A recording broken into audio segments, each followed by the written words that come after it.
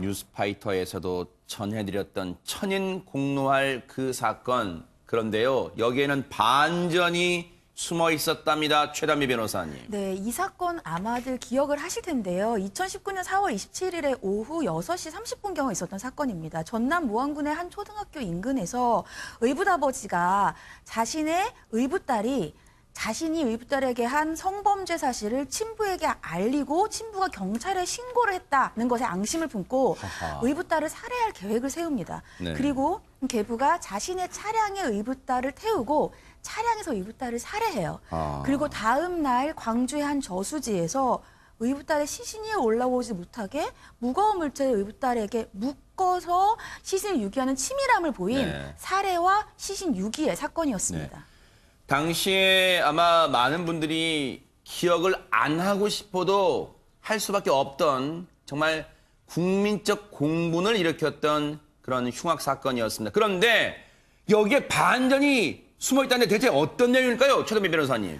그때는 이 의붓딸이 자신의 범행을 친부에게 얘기해서 여기에 앙심을 품고 의붓아버지가 저지른 범행인 줄 알았어요. 네. 그런데 그 차량에 친모도 함께 탑승을 있었거든요. 아하. 그래서 그 당시에 이 친모도 이러한 범행을 알고 있었느냐 이런 얘기가 나왔는데 재판부가 이 딸의 죽음에 친모가 가담을 했다. 아하. 그것도 적극적으로 가담을 했다라고 판결을 내렸습니다. 네. 친모는 범행을 막지는 못했지만 살인을 함께 계획하지 않았다 이렇게 주장을 했지만 재판부는 친모의 주장은 거짓이고 네. 친모가 오히려 이 살해를 지시했을 가능성이 크다. 아하. 이렇게 판단을 한 겁니다. 지금 최단미 변호사님 말씀 중에 저희가 보여드린 그 화면이 바로 도로가에 설치된 CCTV에 찍힌 모습인데 김경아 아나운서 이 CCTV 상황 좀 설명을 좀 해주세요. 예, 지금 딸이 사망한 차 아닙니다. 네. 그러니까 그 차에 이 의붓 아버지가 지금 이 사람이 친모예요. 이 사람이 친모입니다. 네. 예, 맞습니다. 이 친모와 의붓 아버지가 있는데 네. 그 차에 이제 딸을 태워서 네. 이동하는 모습입니다. 저 친모가 길거리에 있는 공중전화로 이 사람이 친모예요. 지금 이 사람이 저 딸을 지금 타는 모습 보이죠? 딸을 먼저 태웁니다. 저 머리가 긴 딸을 태우고요. 공중전화로 딸을 불러냅니다. 유인을 해서 저 차량의 뒷좌석에 태우고 자기는 같이 동승을 합니다. 그래서 어디론가 이동을 하는 그 모습이 CCTV에 고스란히 찍혀 있는데 당시에요. 영장 심사를 받는 이 친모의 모습 한번 보시고 이어가 보도록 하겠습니다. 딸 살해하신 거 맞습니까? 딸에게 한 말씀만 해주세요.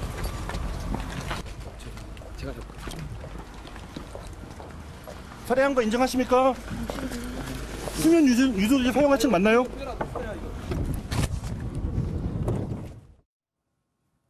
사람입니까? 사람이에요. 입이 10개라도 할 말이 없으니까 입을 꾹 다물고 있겠죠. 그런데 오윤성 교수님, 재판부가 친모가 적극적으로 범행에 가담했다고 판단한 근거가 있을 거 아닙니까? 예, 몇 가지 이제 근거를 제시를 하고 있습니다. 지금 이제 우리가 이 사건 같은 경우는 과연 이 모성이라고 하는 것이 무언가라고 하는 근본적인 회의를 들게끔 하는 그런 사건이었는데요. 그러네요.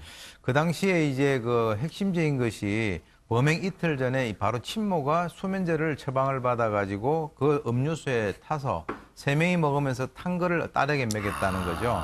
그리고 아까 이제 그 보셨습니다만은 차로 그 태우는데 전화를 걸어가지고 딸을 유인을 해가지고 차에 태운 것도 바로 어머니였고, 그 다음에 이제 자기 눈 앞에서 현재 살고 있는 남편이 자기 딸을 살해하는데 그것을 물끄러미 쳐다보고 있었다. 이게 정말 이해가 가지 않는 부분이거든요. 네. 그래서 이제 이 법원이 이 그 친모는 본인은 옆에서 무서워서 그렇게 얘기를 했다라고 얘기를 했지만 네. 이게 친모가 직접적으로 가담을 했을 뿐만 아니라 구체적으로 그 현 남편에게 살해를 지시를 했다라고 하는 그 정도까지 지금 판단을 하고 있거든요.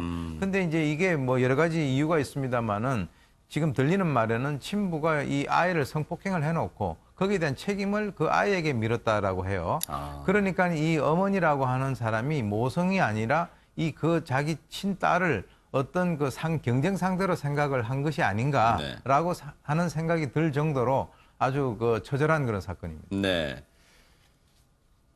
계부가 이 딸한테, 이 의붓딸한테 몹쓸 짓을 한 거예요. 근데 그 책임을 엉뚱하게 다른 사람한테 떠넘기는 그런 후한무치한 짓까지 했다는 그 말씀을 이제 오윤성 교수님이 해주신 거예요. 그런데 강선우 평론가님, 엄마란 말을 쓰고 싶지 않아요.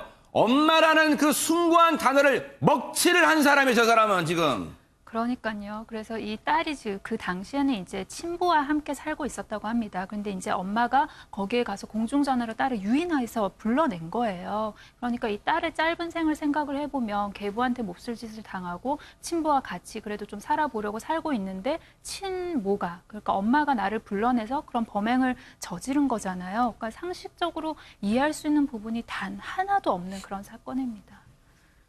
재판 과정에서 재판부는요, 이 친모가 적극적으로 범행에 가담했다고 판단을 내렸어요. 그러면 정말 이 단어도 쓰고 싶지 않습니다. 친모란 사람은, 저 악마는 자신의 죄를 순순히 인정했습니까? 김기혁 아나운서. 아닙니다.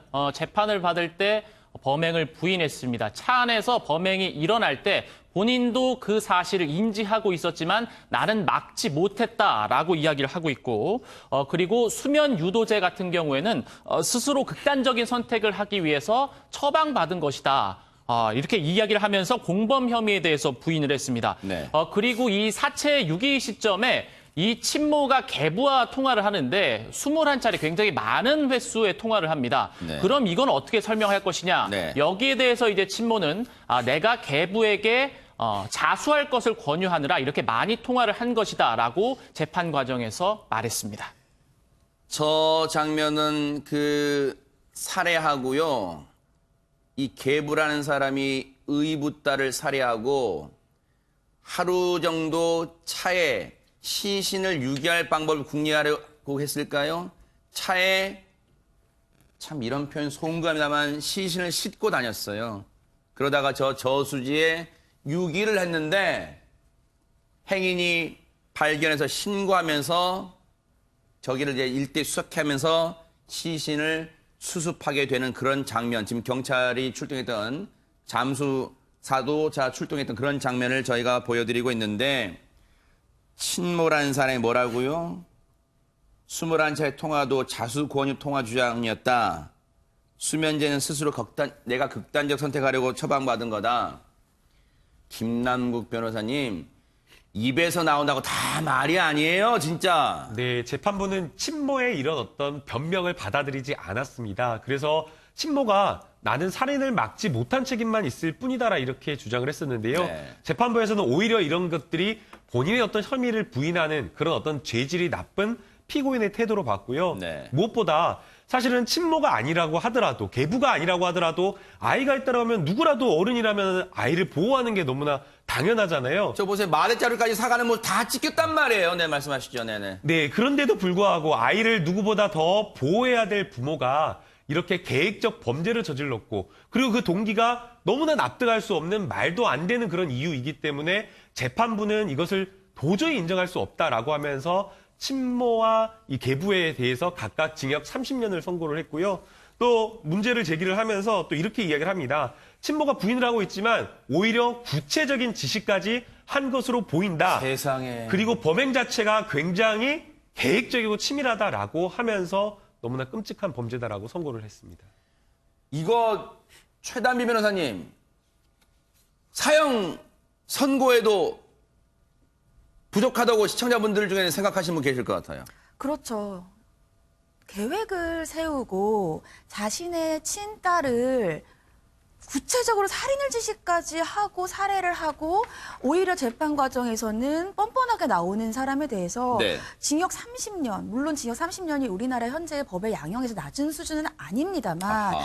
법감정이, 국민의 법감정이 과연 이것을 인정할 수가 있겠는가. 네. 이 법원은 또 이제 의붓 아버지인 김 씨에게는 성폭력 치료 프로그램 이수 40시간과 뭐 15년간 신상 정보를 공개하고 3년간 아동 청소년 관련 기관에 취업 제한 명령도 했다지만 네. 저는 이 친모와 이 계부 사이에 아이가 또 하나 있어요. 맞아요. 이 작은 아이를 저 차량에 같이 탑승하고 저 범행을 저질렀단 말이죠. 아. 그 아이는 어떡할 겁니까? 그 아이에 대한 양육은 어떻게 할 거예요? 그러네요. 저는 이런 모든 것들이 과연 이 둘을 용서할 수 있는 범죄인가에 대해서 다시 한번 생각해 봐야 할 필요가 있다는 생각이 듭니다.